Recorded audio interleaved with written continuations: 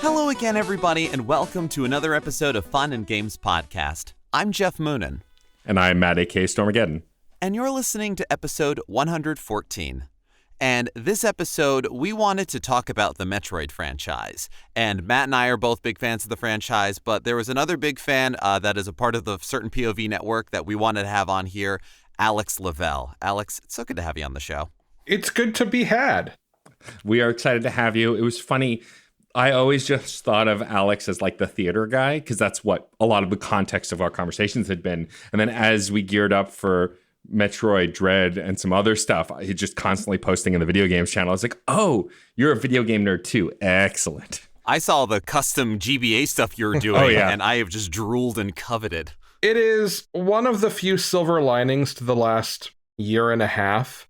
Normally, I stay very busy with rehearsal and performance. I am now, in fact. But having that time gave me some space to not only play some things I've been meaning to get around to, but like you mentioned, get into modding older handhelds and sort of reconnect with some of these games. Like I had gotten back into playing some of the Game Boy Metroids right before the Dread news dropped. Because what better way to test out backlit screens and rechargeable batteries and all the bells and whistles. Absolutely. The Game Boy Metroid games are incredible. Yes. They are absolutely great. And it's funny, too, because I feel like when Dread was announced, because Alex and I were watching that direct together on the Discord, I think both of us immediately started Zero Mission like right after for a full playthrough. Yep. Like our complete, if you go to the gaming log on the Discord server, which you can find at CPoV.com, shameless plug, you see like our screenshots of finishing the game like back to back pretty much. It was pretty funny. To start the conversation off, obviously there's a lot of history with Metroid. It's one of the major franchises that Nintendo has had for a long time, though some might argue one of the least profitable and the most obscure because of its release schedule and the amount of games and all of that. But before we get into all that, I think we should all start by chatting a little bit about our first Metroid experience. What was the first Metroid game you ever played? And I will kick it off to Geoff first, then we'll go to Alex and I'll round us out at the end. Perfect. Yeah, my first Metroid experience was playing the NES version at my cousin's house. And this was my family up in Vermont that my family would visit several times a year when we were kids. And that cousin was my youngest cousin, but also my brother's age, so they hung out a lot. So in the same way that the NES at my house lived in my brother's room, and it was by his whim and decision that I had permission to play NES, so too was it that can I go over to Aunt Sharon and Uncle Joe's house and play, and hang out there and play video games and stuff. And so I definitely never got any chance to really learn Metroid, but I thought it was super cool and very moody. And I'd say the first 3 Metroids were all secondhand experiences that I eventually got around to. Like I have Metroid on the NES now and I've beaten it several times. And Super Metroid was again something that mostly my friend Kieran was the one that he showed me Super Metroid. And I remember playing it at a different cousin's house. And by that point, the PS1 had already come out and that's what I had. And I'm like, but Super Metroid is so cool. Do I need a Super Nintendo? And this has just been a problem forever. But probably the first Metroid game that was mine and I sat with it and played it was Metroid Fusion. And after having definitely a good amount of firsthand experience with the Metroid franchise, a lot of love for it, a lot of connection to, I could recognize when references were made. I knew the music, I knew the pieces. And then to play Metroid Fusion, which I think I am absolutely not alone in the unanimous opinion of this group right here that Metroid Fusion's an incredible game. Mm-hmm. So that was sort of how I went through things. I kind of missed Metroid Prime. I've had my hands on it a little. The 3D stuff just didn't happen much. But I mean, Matt, you and I have gone on record as huge Metroidvania fans on here. Yes. And I started more on the Vania side of things, but yeah, Metroid's something that it's weird. It feels like coming home except your family moved kind of thing. It's not home, but it does feel like home. And I guess that's what it is for me. I like that. What about you, Alex? I guess technically the answer is whichever of Fusion and Prime I happened to stick into the GameCube or Game Boy Advance first. Didn't those come out at the same time? Roughly, believe- yeah. There was yeah. definitely connectivity with the GBA link between Zero Mission and Prime. I could not tell you which of those came first for me. I can tell you the first game I played with Samus, and it was Super Mario RPG. Nice. This is extremely true. She is in it. Yeah. Yeah. She appears. I definitely connected more to Fusion than Prime out of the gate. Mhm. I have always been more of a 2D platformer type, and I'm not much of a shooter person. Now, with that said, I'm bad at the first person thing. That is truly what it comes down to. With that said, I actually did really enjoy Prime. I think I had to give it a little space and come back to it, give it a second chance. Before 2 came out, though, I finished it up and I immediately went into Metroid Prime 2, and then a memory card corrupted and ate all of that data. No. So I never finished 2. I was very close. And I started 3, but it was kind of a hollow moment for me, and I was very busy. So I sort of stepped back from there. It's funny, though. It's funny that I actually have some very vivid memories of maps and areas inside of Prime, probably more so than any of the other Metroid games. And I think that's because going back to the conversation you guys had about genre a few weeks ago, there is some of that same sort of tension and almost horror in Prime that I think has come a little later into some of the other Metroid games. Yeah. That I think in the 2D games maybe plays even as a function of theme as Samus is dealing more and more with sort of the weight of the decisions she's made across these games. But that felt omnipresent in a way that made me consider the environment more. And I think that's why moments in that game remain so memorable to me. I mean, that makes sense. Yeah. I feel like from the get-go, Metroid had a tinge of sci-fi horror to it that in the way of, Alien did. Yeah. That very vast, very open, what's waiting behind. And while the NES did a great job of giving you some sparseness and darkness and minimalism, especially compared to what was happening at the time, when you consider the fact that Metroid was developed by the same team that made Kid Icarus, and when you put them next to each other, you see the lineage. It's a vast difference. But yeah, you couldn't really get the same kind of horror. You realize in hindsight that they put horror there, but only now after the Prime series, after Fusion with Dread. Right. That it was always there. And it's so interesting to me that becomes, whether intentional or not, more in focus as kind of Samus's regret becomes a bigger part of the game. Yeah. I mean, so my story with Metroid is similar to Geoff's, surprise, surprise. But it's funny, I knew those horror elements were there from day one because I played Metroid on my Nintendo. My brother and I shared a Nintendo for many years before he decided he didn't care about video games anymore. And I think he had a copy of Metroid, and I couldn't get past the opening area when I was a kid because there's a moment where you go on a pedestal or stand in a place and one of the skulls turns and shines a light at you. Between that and the music, there's this beam that comes down at you, I lost it. I was like, this is too scary for me. I can't play it.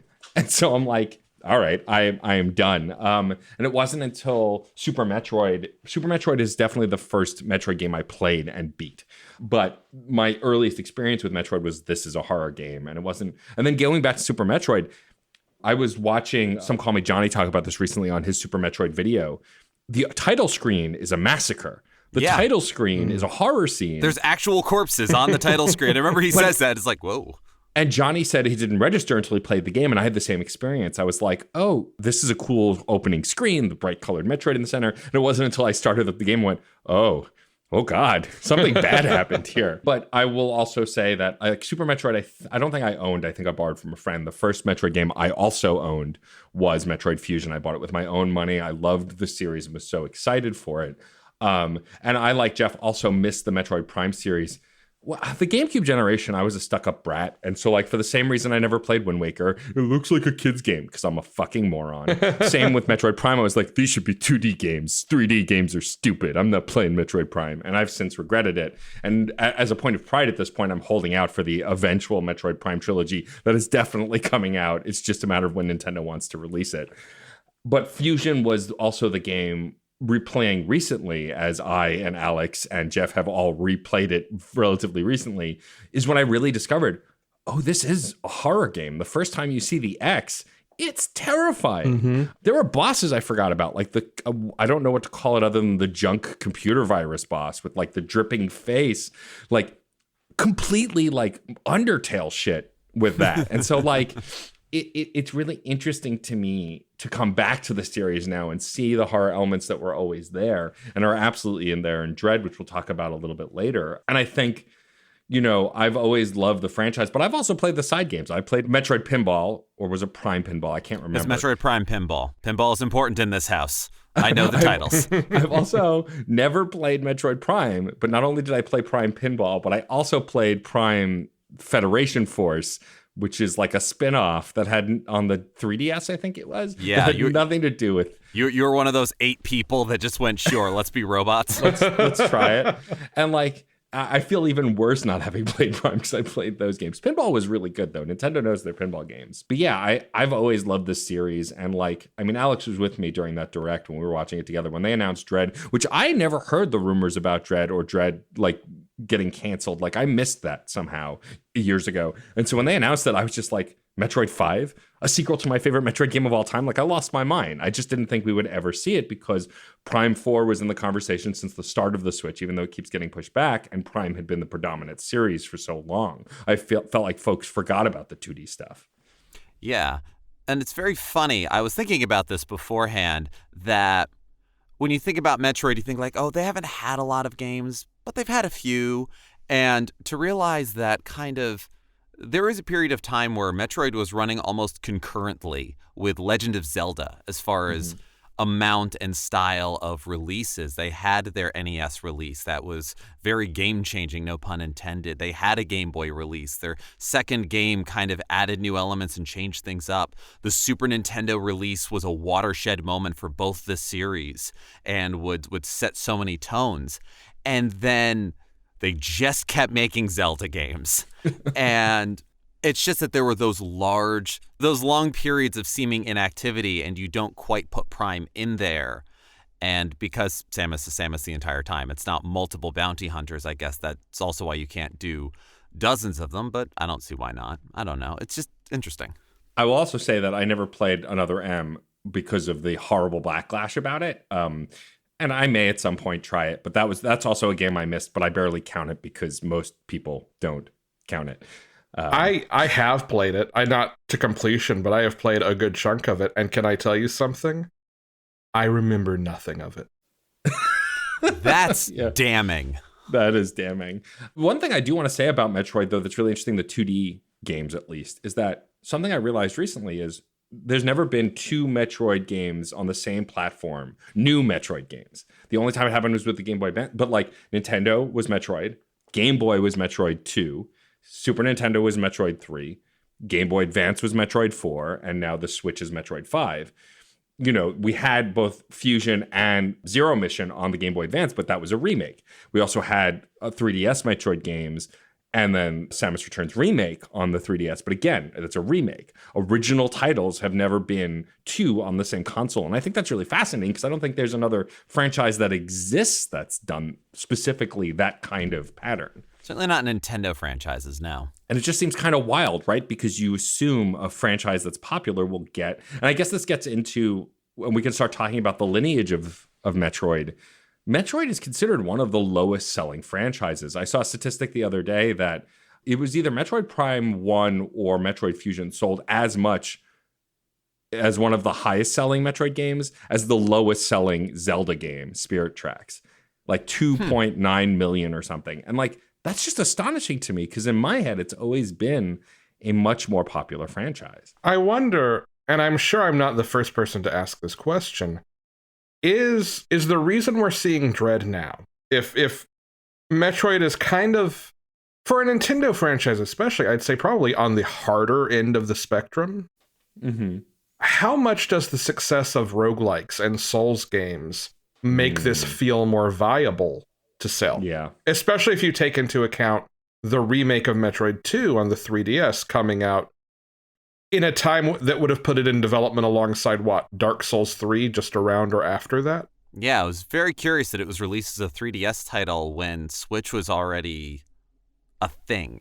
Yeah, I mean they said it was too far along in development, and the whole design based around the second screen. And let me tell you, having a map on the second screen is like game breaking. And like for any Metroidvania, like I swear the DS Castlevania is just, you can take everything else out, but you just put a map on the second screen. But like it was so far along in development that they just couldn't move it. And I still think it should get a port to the Switch, because Dread's proven that just having the smaller map in the top right-hand corner is a game changer, and then still a separate button for the map. And like, unlike a lot of folks in the excitement for Dread, I went back because I still had my 3DS, had to buy a new charger on Amazon because, of course, like everyone else, I lost my charger, and went back and bought a digital copy of Samus Returns, which is phenomenal. If you are listening to this now, we haven't even gotten to Dread yet, and you are loving Dread, and you have a 3DS that works, go back and buy the remake of Samus Returns.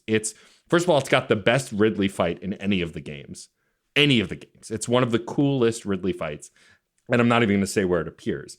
But it's one of the best made Metroid games. They took something that was pretty samey on the Game Boy, though I do love the Game Boy version, and added a unique level to it in the same way that the folks who made Zero Mission added a whole extra section that really brought out the majority of the story. Like, it's just, Mercury Steam knows what they're doing, and I'm really glad that we have a new Metroid. But I'm curious from both of you, because I've shared kind of my lineage, I'm curious, do you have, especially Alex, you've played both Prime and the 2D stuff. Do you have a preference between the two? Is 2D still the one you prefer? Because I know Geoff and I have that bias.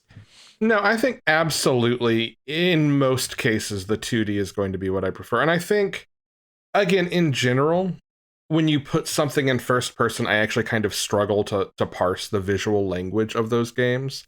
I find that particular view disorienting. I want to see my character's body. Like, at least give me over the shoulder third person. Right. So that's the big thing there. Would I buy a Metroid Prime 4? Absolutely. Right. Yeah.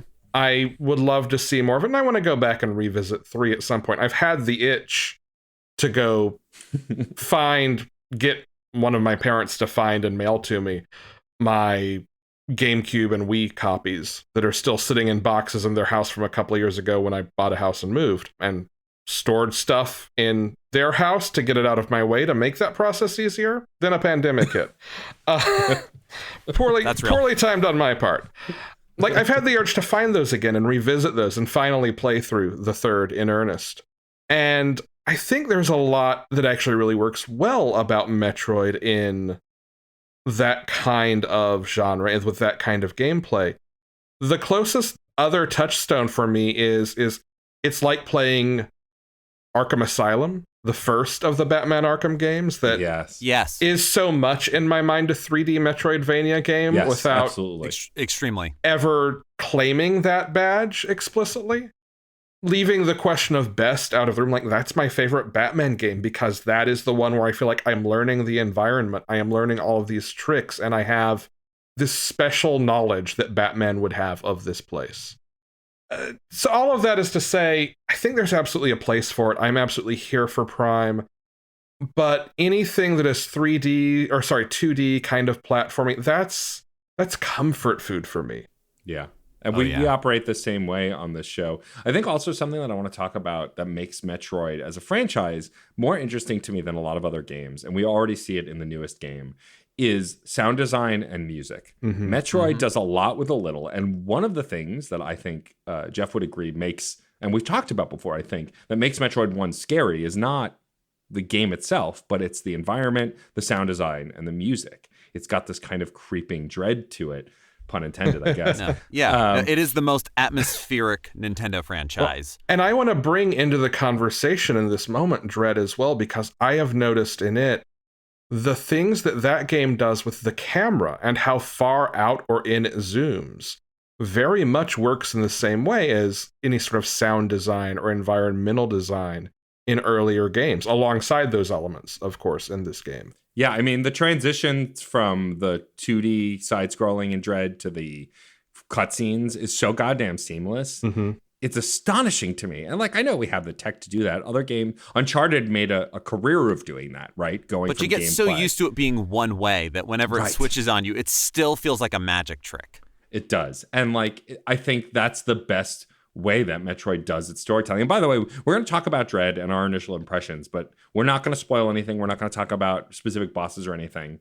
Maybe some power-ups. You do play as Samus. We will spoil that. And like, we'll talk about some gameplay elements probably. So if you don't want to be spoiled for that, I understand. But we're going to avoid narrative stuff because it has some of the best narrative storytelling in the franchise for sure. And before we get too far away from it, I do want to mention as far as the link of Metroid Prime and where kind of a lot of gameplays become now and Arkham Asylum and everything. You made me think, Alex, in a weird way, Metroid Prime to me feels like an interesting link between games that have nothing to do with Metroid, but like Resident Evil, early Resident Evil, fixed camera angles, fixed ideas. You have your visor. But one of my favorite things about Metroid Prime when I played it was scanning. It's very investigative. It's very, you find it, empty room psych outs and strange things like that, which, Detective Vision of Arkham Asylum is absolutely, it lives in that tree. And I think there can be a lot done with further Metroid Primes if you lean into that idea as the Nintendo-style horror elements become more prevalent and in play. For sure. Like, to me, the core idea behind a Metroid game, and this is why the Batman connection is so clear to me, right? Is that it's about learning the world you're in. Like, we can talk about gear gating and backtracking and all that, but it's really a function of becoming an expert in this one place, which is why I think of the Souls games too. It's about becoming an expert in this one critical path to get through a game. And all of them, you are powerful, but you are not all powerful. At no point are you. Right. Yeah, and I think what's really interesting to talk about Dread, and even my favorite game, at least at this point still, it could change, Fusion and Zero Mission, specifically, like, those games are all hard. Metroid Dread is hard, but it's not inescapably hard. And what I mean by that is, like, the Souls games I've played, and I can't, like, the fine line of pattern recognition is so slight, like, I just can't grok it. But in Metroid, there's yet to be a boss in the game that I beat my head against and don't learn anything. Every phase, every death, I learn a new route, learn a new trick, I understand the pattern. Except one boss fight that I ran up against last night, that was literally, I forgot to use the upgrade I got. That was the only reason I couldn't beat them, because I forgot about the upgrade. You had all the pieces, though. I laugh because I do that all the time. Like, I just got this thing. Okay, let's go fight this guy. Yeah. And like, the worst part is I almost beat that boss without that upgrade, and now I'm kind of mad that I figured it out, only because I feel like I might have gotten there. But like, that's what I love about the Metroid games, specifically the 2D ones, which I have the most experience with, is that idea that it's difficult but not insurmountable. You're always learning. It's about pattern recognition, but it's not, except with most final bosses, those feel like the most overwhelmingly hard because that's the design. That's the last thing you got to do. I really think that they've done it well, and Mercury Steam understands in a Metroidvania, one of the few companies to work on both a Metroid and a Vania, because they did Mirror of Fate on Steam and the 3DS, which is Castlevania tie-in to the Lords of Shadow. Then they did the remake of Samus Returns, and now this game. And like, they really understand how the mechanics of these kinds of games work. We were joking about this off air, but the three of us got lost in one particular area very early in the game because there's literally no indicator of where to go. You just have to find a destructible wall, which is very ingrained in Metroid games, but like, nothing. They don't tell you anything. And I just think that while that might frustrate some, that's why folks like us, and I think fans of the franchise, are playing these games. We want, the discovery is half of the excitement. Like, the combat's fun and that gameplay loop is great, but it's mostly about discovery, these games, and exploring these maps and finding things and getting things. When you make it a 3D environment, it becomes far less block by block and more like what is background and what is eventually a door. And part of that visual language, right, is from the beginning of any of these games, there are always items that are just out of reach. There are always power-ups you can see. And it's remembering to come back and get those things, or trying to figure out, can I get to that right now? Balancing that, finding that point for yourself where it's like, I need to move on because I'm not seeing it. Maybe I have what I need or not. Maybe I'll see it the next time I come through this hall. In a way, they're escape rooms, right? In a way, They are. Metroid is just a big escape room. You have all the pieces right there. It's just finding the sequence and the order and figuring out what's useful when. And you sometimes have to go about what would seem like an insane solution in any other situation. It's one of the things I love about escape rooms. It's like I can look under everything and just like pull apart things. Great. And yeah, Metroid games, it's been a very fun experience playing the first new to me 2D Metroid in years, over a decade, and have those, oh wait, they're just gonna stick energy tanks everywhere. Missile upgrades are gonna be in the weirdest spots because they're not necessary, but you're gonna feel so cool when you find them. And sometimes I feel like that is there, to Matt's point, to mislead, to pull you off the track. Because any time that I have gotten off the path in Dread so far, and I feel like this is usually pretty true for me for Metroid, it's either because I've gotten distracted by something or thought, well, no, let me turn around and go the other way for now and see if there's anything I can do. And you then fine-tooth comb yourself off the path. Yeah. Whereas I recognize the game wants me to go this way, but I'm too smart for that. No, you're not too smart for that. Do what the game wants you to, dummy. Yeah. Well, yeah, I've done that exact thing in Dread where like I'm like, oh, I can't go that way. That's probably the way I'm supposed to go. So I'm going to go this way. And then I actually end up in the boss room. And I'm like, damn it, I wanted to explore more. And every now and then, like some of the Metroid games, even if you sequence break, even if you do those things where it's like, no, the game didn't want me to do that. It has something or does something or allows something. You go, but they prepared for that. Damn it. Yeah. And in Dread, I've already gotten one upgrade. And I think I know what it's for. I think it's for the super bomb. But I can't tell because I got it. I sequence break thought sort of, and they're like, you just acquired a thing, but you don't know what it is, or something along those lines. And so they let you get the upgrade. They don't like stop you from getting it, but you have no idea what it is because you haven't unlocked the actual power up yet. For the record, it's been 19 years since the last new 2D Metroid game that's brand new. That's right. Yeah. Fusion came out in 2002. It came out when I was in high school. Yep. It has been longer since Fusion came out than it took from the time I was born to when Fusion came out. Right, which is wild to me. And like we've had other 2D since then, but they've all been remakes or other M, which, you know, is what it is.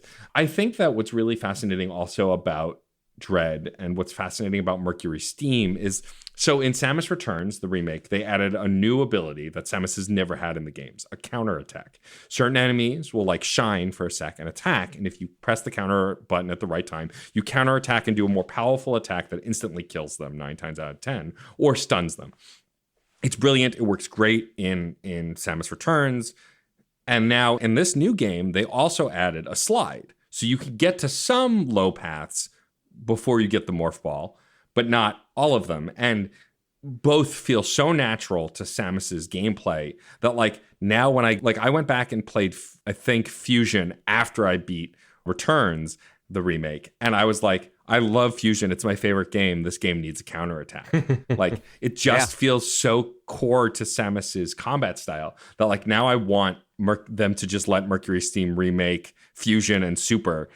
That way we can have the counterattack and everything, you know? Yeah, it adds to a feeling of brutality that is desperate. Yeah. And something funny about the slide being just a natural part of Samus's moveset in Dread is, I mean, very much to the title and to how the game is made, there is a lot of worry and paranoia in that game. There are areas you enter that the sound design and visual language shifts, and you will miss everything because you're desperate, and you go to places you're not sure what's going on, and because you have the slide, you get the morph ball far later than you would get it in any other Metroid game, and because of that, I don't know about you guys, but after a little while, I started getting worried that I'd missed it somehow. Yeah, that like I'd obviated my way out of it and just went, oh God, oh no. And yeah. I wanted to talk about this exact thing because I think it's I think there are two things that this game does that so very specifically disrupt what is a Metroid game. How do you play it? And the first of those two things is the morph ball comes late, and it makes you realize, especially in these moments where you are trying to quickly evade, I am so dependent upon this specific tool that without it, even with the slide in its place, for me at least, there were so many moments where I like, down, down, down, why aren't you rolling? All right, slide. And like just barely or not avoid being caught. Yeah. And the levels are designed that you can do that one way, but not necessarily the other. And those are often in chase sequences. And so it feels like a dead end. It's incredible. We've danced around it, but there's an important feature of Metroid Dread that hasn't been in the other games. But there are unkillable enemies, or initially at least, unkillable enemies called the Emmys, which were supposed to be like discovery and research robots that were reprogrammed to hunt and kill Samus for an unknown reason at this time. And so it's not full areas of the map, but it's small chunks of the map where you know they're going to be there and you have to escape them. And you're right, like the panic. And also, the counter is even incorporated into that. In a very cutscene-like moment, you have a half a second or less to possibly counter them, otherwise you die instantly. And it's purposely very hard to do because they also, unlike other Metroid games, if you die, you start just outside the room you died in, more or less, which I think is a great addition to the Metroid game. Yeah, being both brutal and forgiving, and I think that is a great trend in game design. And this game's control, for those who haven't gotten the morph ball button, I guess if you want to not hear spoilers about the morph ball, skip, but I can't imagine. But like, this is the first Metroid game to have a dedicated morph ball button. The slide button, which you get pretty early on, which you activate while running, if you're standing still, turns you into the morph ball. No Metroid game has ever had that. It's always been down on the D-pad, which it still is. And I just think that's hilarious to me that we have so much more control. Also, adding in Samus Returns, I think it came a little earlier, but like with an aiming device, like a laser pointer, you can stop and aim freely with Samus. I think that was Samus Returns that introduced that. Yeah. And like that plus combined with the grapple beam in Returns allows you to more fine-tune your grapples that you couldn't do in Super or Fusion. And I think that also has been an incredibly great upgrade to this franchise. I think that Metroid Dread is everything I wanted from this franchise. And there have been some reviewers who said it's more of the same. But when Metroid is such a great franchise that we don't get a lot of, more of the same is fine. And I would argue, while yes, the discovery and the story and a lot of that stuff does follow similar patterns, it's still probably this is the best Samus has ever controlled in any video game ever, hands down. Not all games get that right. It reminds me actually of also what I played this year, Psychonauts 2, is the best I've ever controlled in a 3D space. Like, Raz controls in that game so perfectly, especially compared to the first game, which was fun, but a little harder to platform in. Same here. Like, Samus, even better than Returns, is so fine-tuned in this game and so perfected that it's going to be weird to go back and play. And I argue Super doesn't age as well because I played that on stream and you can watch me struggle to do some of the platforming in Super Metroid, which is still a phenomenal game, don't get me wrong, but Samus kind of controls like a truck in that game in a way that in the later games she does not. It is now the oldest, least updated Metroid game. It is the most unpolished in a control and technical sense. Yeah. Whereas we look back on it and it was, my God, how far it moved everything forward after Metroid and Metroid 2 that we got that. And then, things just kind of leapfrog each other. And I think it becomes this almost impossible question. How do you update what is generally held as like the most seminal game in a franchise? Yeah. It's an interesting question. I think if anyone could do it, Mercury Steam could. Sure. Also, Metroid Dread, as of when we're recording, which is a few weeks before you'll hear this, is selling really well. And like my entire friends list, like Animal Crossing when it came out at the beginning of the pandemic, like people I never thought were Metroid fans are playing this game and trying this game. People I know who don't like difficult games, I am included amongst those people, are trying and playing this game. And that's really exciting to me. because I think we have a real future for this franchise in its 2D form in a way that I don't know that we did before. We know we're getting Metroid Prime 4, though the development is still a giant question mark. We know that the Metroid Prime trilogy re-release is more or less finished, and they're waiting to release it closer to Prime. And so, like, the franchise as a whole has a future for sure. But what excites me about this is after 19 years after my favorite Metroid game ever made, the 2D version of it also has a future, which until 4 months ago, I didn't think it did. I wonder how much the reception to Other M is responsible for going back to these roots. Yeah. Because I can see a world where Other M was the answer. How do you update this and make this feel more modern? And I think a lot of the issues with the game boil down to narrative. Yeah. Yeah. But I'm honestly, like, at the risk of sounding curmudgeonly, glad that what we have gotten now as the future of 2D Metroid is something that hews a little closer to its roots. In the same way that, like, while I love Odyssey and I love a lot of the most, if not all of the, like, 3D Mario games, put Super Mario 3D World in front of me, put the really platform heavy levels from Galaxy and Galaxy 2, which are probably my favorite of the 3D Mario games, or even from Sunshine. Put those stages in front of me, and that feels more central to that experience to me. Again, just because I have been playing Mario games since I was 2 years old, literally. I think that both can exist for Mario, for Metroid, for whichever. Same thing with Zelda, right? We still get 2D top-down Zelda remakes from time to time. Yeah. I'd love to see a new entry in that sort of mode of Zelda. And there's room for a Breath of the Wild. Like, a thing can be more than one thing. Pokemon has proved that. Yeah. Yeah, I think that Metroid, it's exciting for Metroid to have this kind of future. And also, Samus is one of my favorite protagonists. She was also a badass female character when there weren't a lot of them. There still aren't enough, you know? And like, I love that she's existed. I mean, also voiced in the Prime series by one of my favorite voice actors of all time, Jennifer Hale from Mass Effect fame. Like, you know, I think that there's so much rich lore and legacy to these games. And what's great is I think that I've not played Prime, so I can't speak for Prime, but for the storytelling in the 2D games, I feel like less is more. You know, I'm going to spoil something from Fusion, and if you haven't played it, I would skip ahead a few minutes. A lot of folks downplayed it, but I think it's huge, the discovery that Adam is actually your computer, that your old CO was somehow turned into this intelligence that has been guiding you this whole game. And Samus never speaks in that game, but Samus has tons of internal monologues in the elevators reminiscing about this person that she cared for and that was important in her career. It's such a unique way to tell stories. And even in this game with voice acting, Adam is chatting you up the whole time.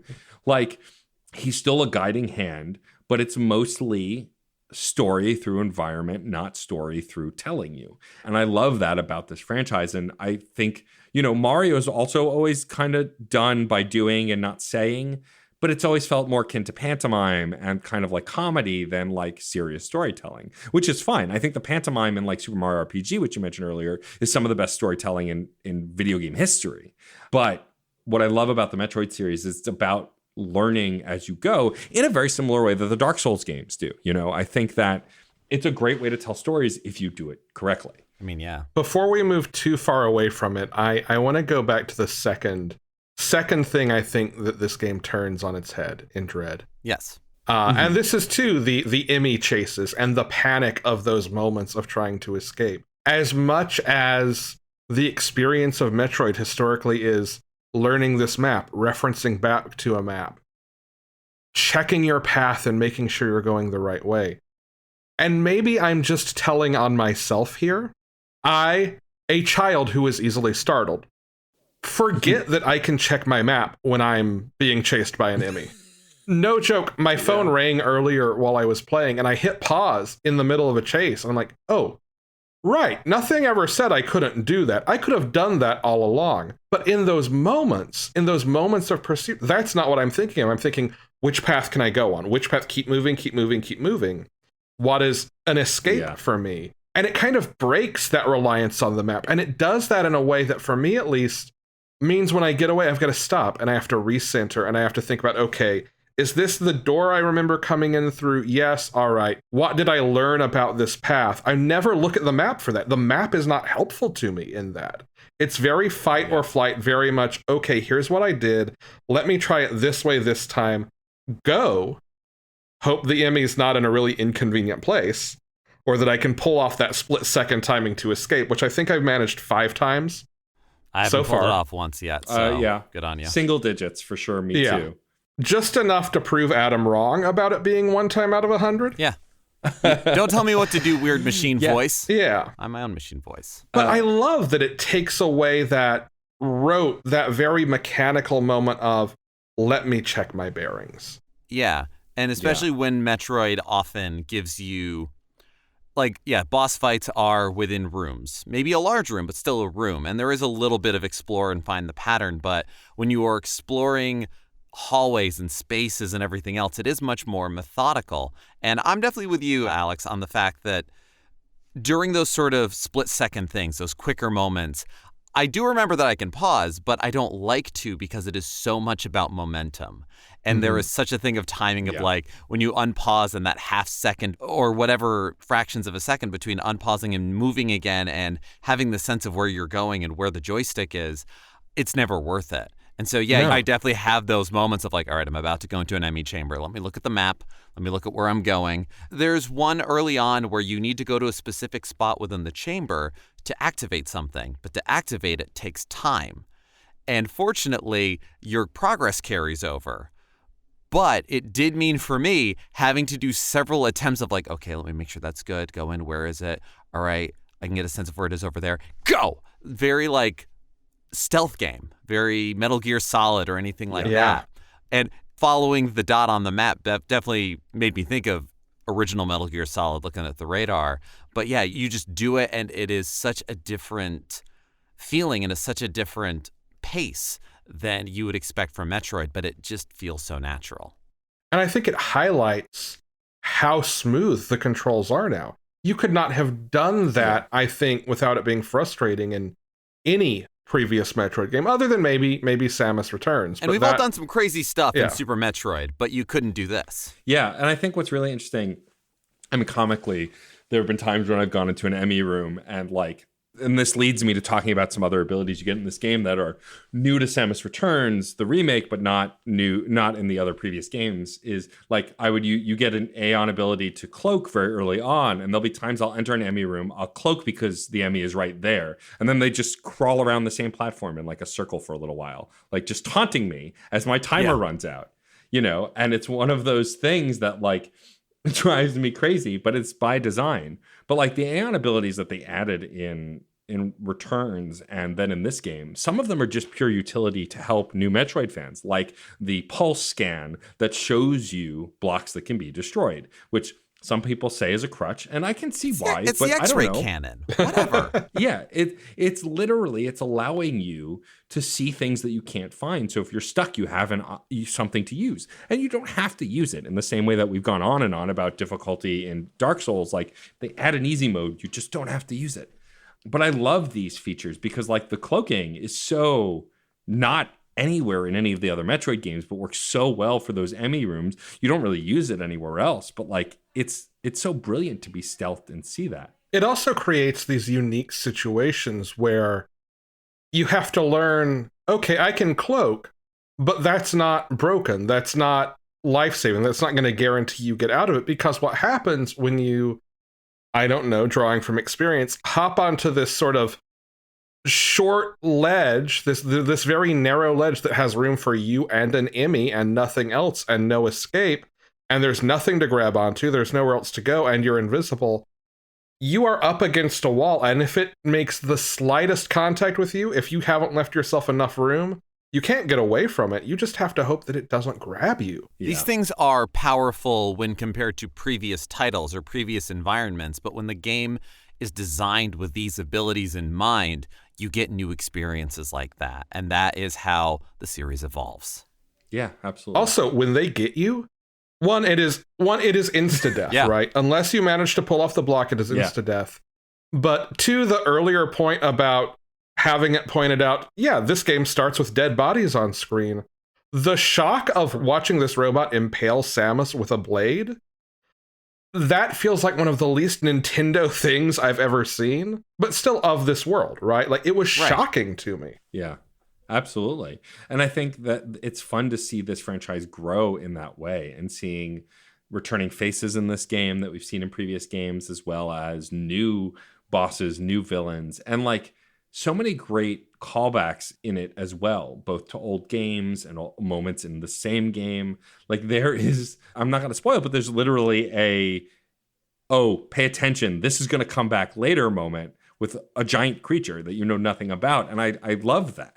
Also, like, I don't want to spoil it, but this game has such a tight relationship with the X-Parasite and Fusion that it makes my heart happy, because that's my favorite, one of my all-time favorite games. The incredible Travis Colnut did an episode of Side Quests for our feed on that game. And like, I'm so happy that we're getting a game that really pays homage to what came before, but is showing something new. It also reminds me that all the bells and whistles we've gotten in newer Metroidvanias like Hollow Knight and Bloodstained and other things, I don't need that. They're great games. Don't get me wrong. I loved Hollow Knight as far as I got into it. I loved Bloodstained. Like, I love Curse of the Moon. I love these games.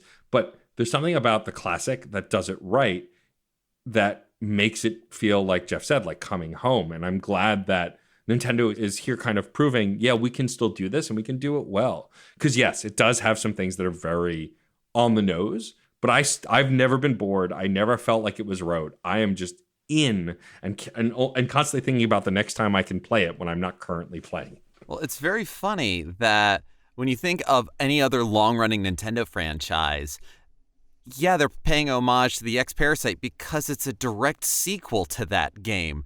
And the story continues. Yeah. I was very careful in comparing it to Legend of Zelda, not just in early releases, but in the fact that you get funnier, greater, more eloquent minds than mine have pointed out the fact that Zelda can often get caught up in the stuff and the pieces and the check marks on what makes it that. You know, is it a Metroid game if you don't have missiles? Is it Metroid if you don't get the morph ball? Who cares?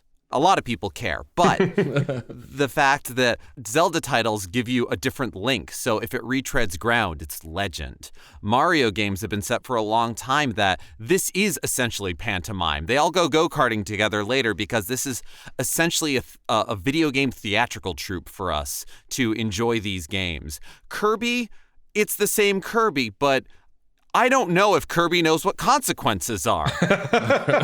I don't think he learns consequences within the same game. No thought, just eat. Exactly. Consume.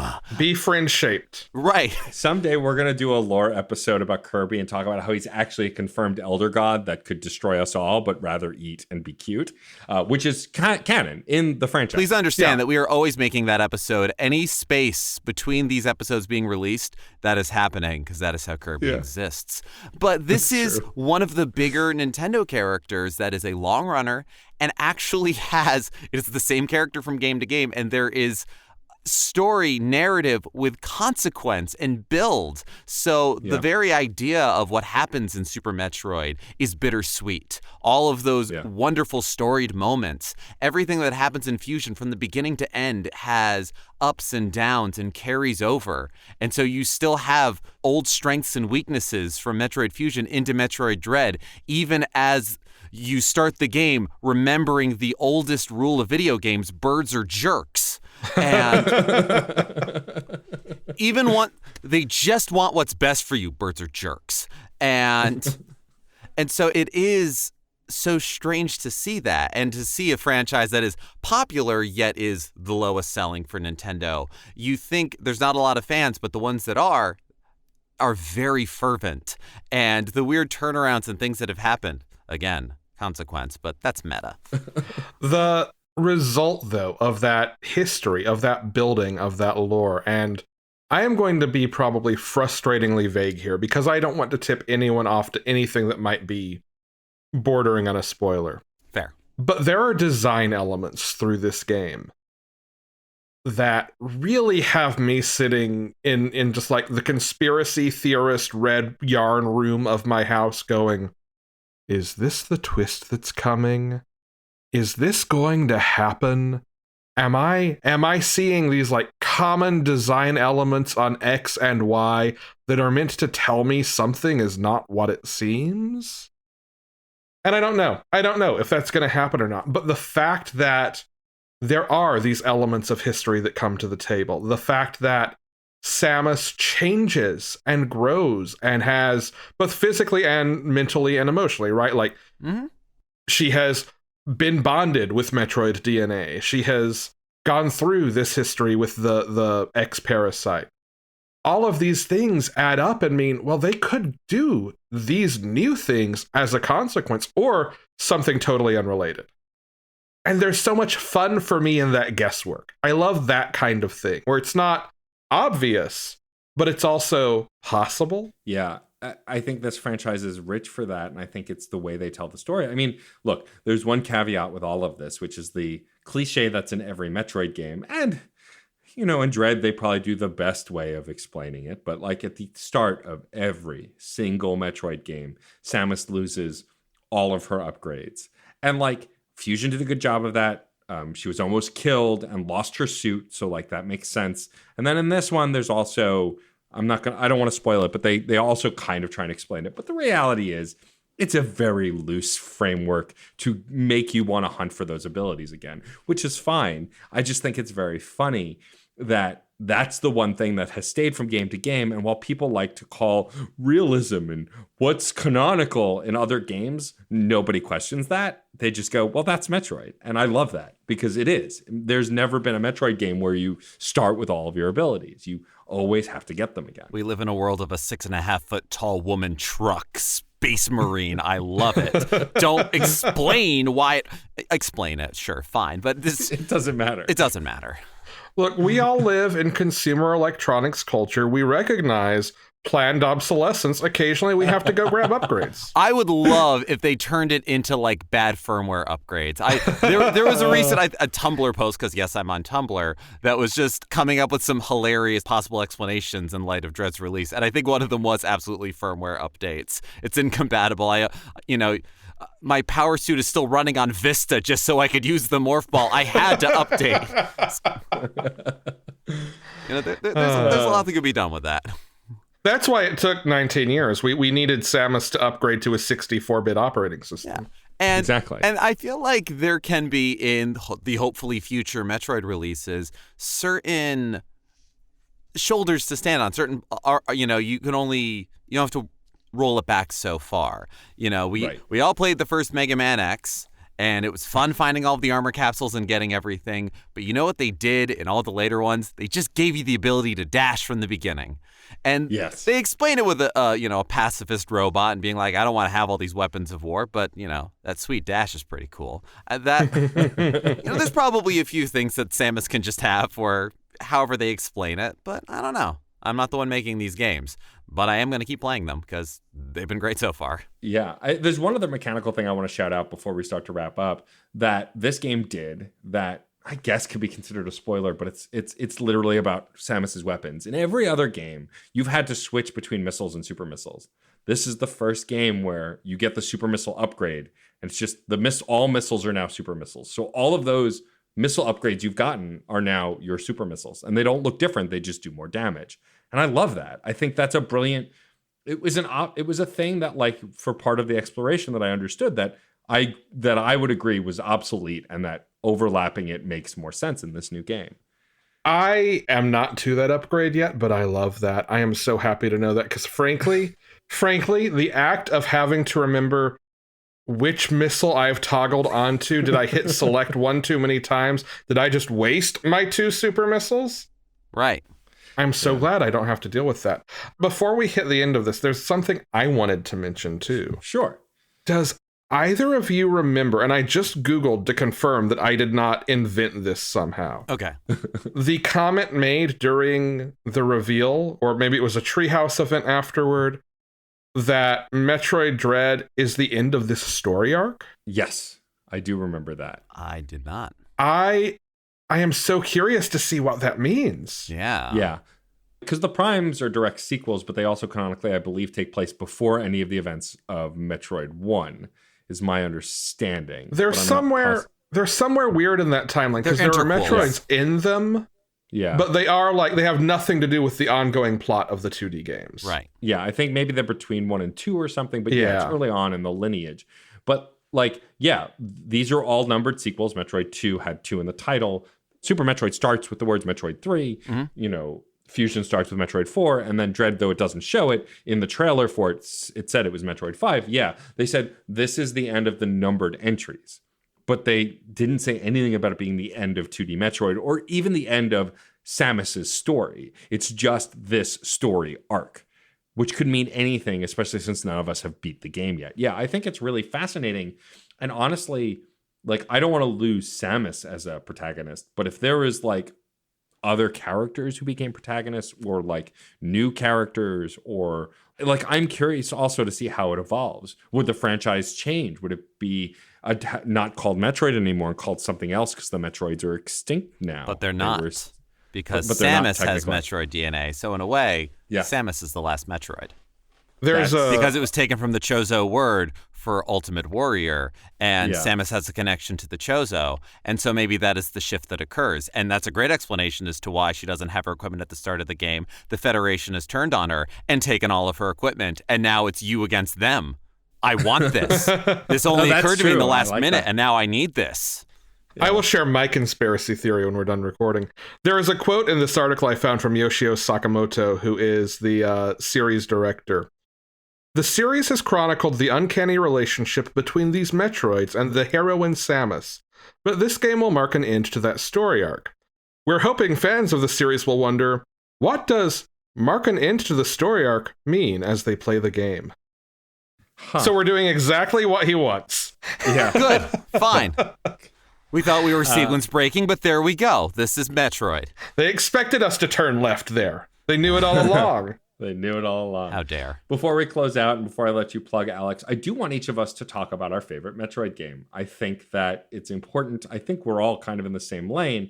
And like, I'll be honest. So until I finish Dread, it's in this nebulous place of it might be my favorite Metroid game ever, and it also might be my game of the year. I'm still undecided. I played a lot of really other great games this year, and so that's going to be a harder decision to make. But like, unmoved, Fusion was my favorite game, even after playing the Returns remake, because Returns remake felt a little long and repetitive because it's based on a game that was a little long and repetitive. So like, Fusion still easily held a title over that.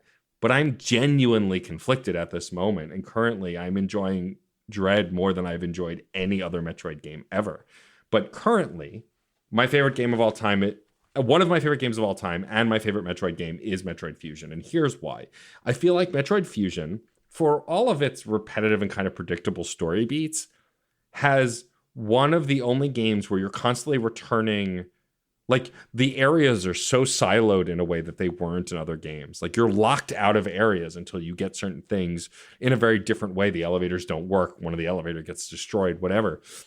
It also is the scariest of them. There are so many horror moments in that game. I feel like it was it coalesced what Metroid meant at that time. All of that said, if you've listened to me talk about Dread in this podcast, I have also said the same things about Dread. So currently, my favorite Metroid game of all time is Metroid Dread, with Metroid Zero Mission being a close second, because both of the Game Boy Advance games are kind of perfect. But talk to me in like 3 months. That could change. Geoff, what about you? I think I'm kind of in the same boat as you, Matt, especially because Fusion was the first one that I could really sit down and dig into sight unseen and experience that whole story that happened with it.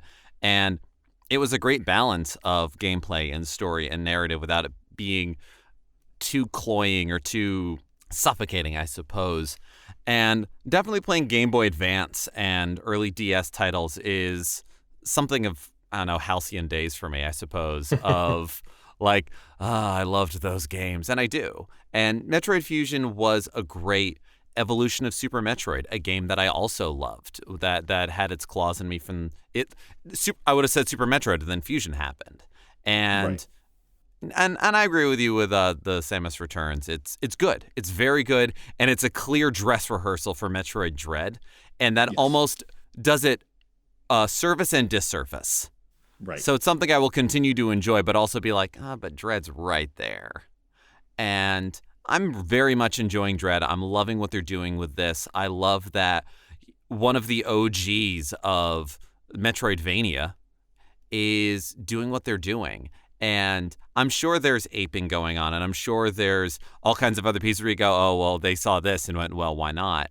But it feels refreshing and familiar and scary and good, and I'm really enjoying that. And yeah, being in the middle of it right now, it's like, oh, I'm loving the hell out of it. I'm amazed I was on time for recording this because I was in the middle of a boss fight. I'm just kind of thing. So yeah, I'm with you. Fusion's a fantastic game. It's one that I definitely say people should go back to if they've never played it. And given remakes that have happened, and Super Metroid is great, but it's rough going back to it. The friend that I was hanging out with this weekend where we were playing some Metroid Dread, he grew up with a Sega Genesis. And so he never really played Super Metroid. He's like, I don't know if I can go back to it. And I thought about it. I was like, I don't know. Maybe look at it. It's on your Switch online, but I'm not going to be mad if you don't finish it.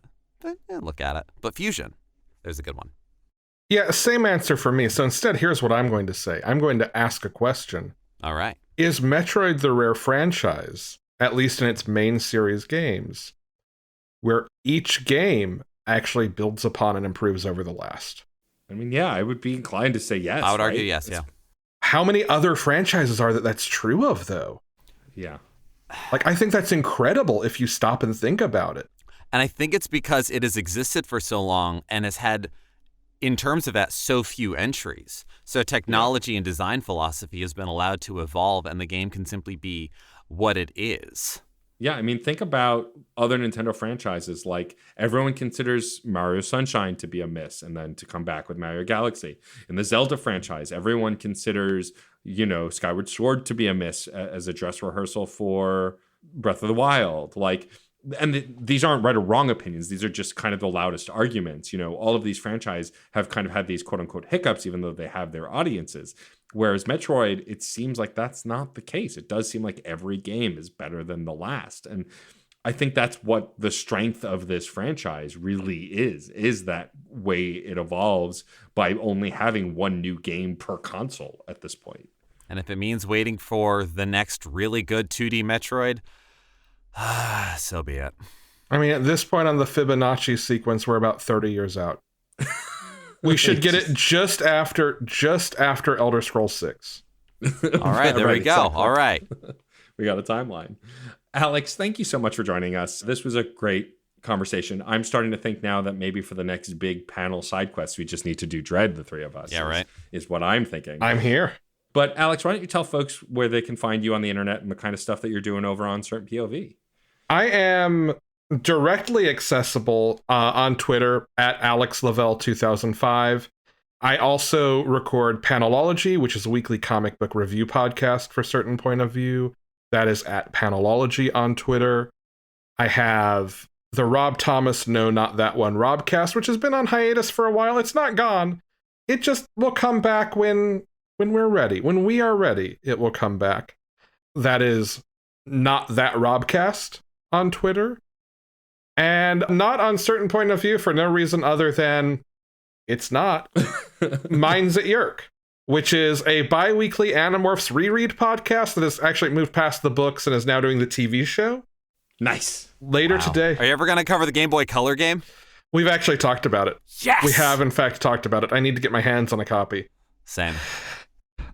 But yeah, that's me. That's where I'm at. I'm on TikTok. I don't post anything. I just watch whatever videos come across my For You page. Same. I post on there poorly every time I remember to. So, there's that. Well, thank you again for joining us, Alex. We're happy to have you here. Thank you for having me. It was a blast. I love getting to sit and talk about video games, and I never get to do it, except with you guys. Yeah, absolutely. We should do this more often. I'm sure there are other franchises we love that we can easily discuss. You can also hear Alex over on SideQuest. He did an episode on Tales of Symphonia. The Tales franchise is a franchise that I've been meaning to get into, and I've not yet. It's a fantastic episode, and you should definitely check it out. Also, you can find us wherever you get your podcasts. So you're obviously here right now, but if you want to tell a friend, please do. Also, write us a review. If you haven't yet, go over to iTunes or your podcast platform of choice that has reviews. Every review helps get us featured or to be discovered by new listeners. You can also find out more about this and other podcasts at certainpov.com. We have a permanent invite link to our Discord server where we are always talking about video games. Some might say too much, but I wouldn't agree with those people. Nor would I. You can also reach me and Geoff on Twitter. You can also reach Fun and Games on Twitter at funandgamespod, or email us at funandgamespod@gmail.com. Tell us what your favorite Metroid game is. If you're a stan for the Prime series and you think it's superior, tell us why. You'll be wrong, but you can tell us why. No, I'm kidding. Please, because like the three of us align pretty well on this franchise, but there are a lot of games and a lot of different opinions. I know folks who loved Other M because they knew nothing of the previous narrative, and like all of these opinions are valid. So tell us like why you love this franchise or don't like it. We want to hear those thoughts too. Yeah, we all had a pretty similar experience getting into the franchise, but you probably had a very different one, and we want to hear about that as well. And how does it influence your viewing of the genre, of the series, of its past, present, and future? Because this is a conversation. Thank you for being a part of that. I'm Geoff Moonen. And I am Matt A.K. Stormageddon. And happy gaming. Hey there, Screen Beans. Have you heard about Screen Snark? Rachel, this is an ad break. They aren't Screen Beans until they listen to the show. Fine. Potential Screen Beans. You like movies and TV shows, right?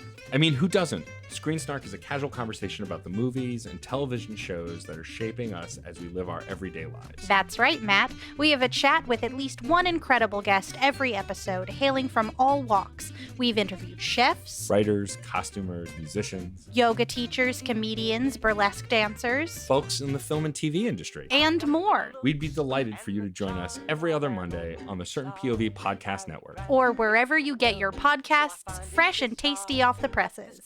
What? That's not. Can I call them Screen Beans now? Fine.